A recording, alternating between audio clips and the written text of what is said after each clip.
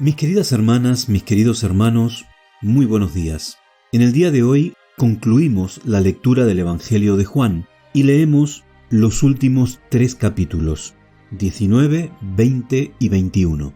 Yo he escogido para que leamos juntos en el día de hoy, en el capítulo 20, el versículo número 14, que dice: Dicho esto, se volvió y vio a Jesús que estaba allí, pero no sabía que era Jesús.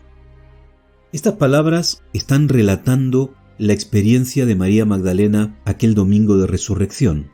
Ella va a la sepultura como las otras mujeres, llega pronto, al llegar a la tumba ve que la tumba está abierta, ve que dentro no está el cuerpo del Señor y se desespera.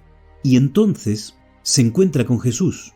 Y el relato lo presenta con estas pocas palabras.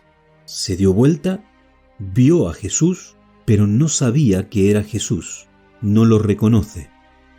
Y a mí esto me hace pensar, porque ¿cuántas veces, tanto tú como yo, querida hermana, querido hermano, los cristianos, aquellos que presumimos de ser discípulos de Jesús, de conocer a Jesús, tampoco lo reconocemos?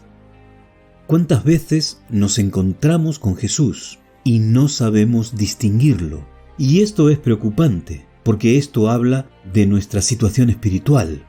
Esto habla de la realidad humana que a causa del pecado, a causa de la propia separación con la persona divina que causa el pecado, yo no puedo reconocer de una manera clara en todo momento a la divinidad.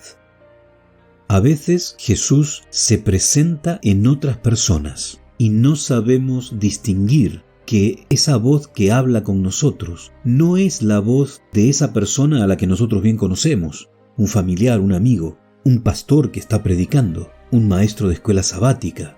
No nos damos cuenta que es Dios que está utilizando a esa persona para que nosotros recibamos un mensaje de parte de Dios.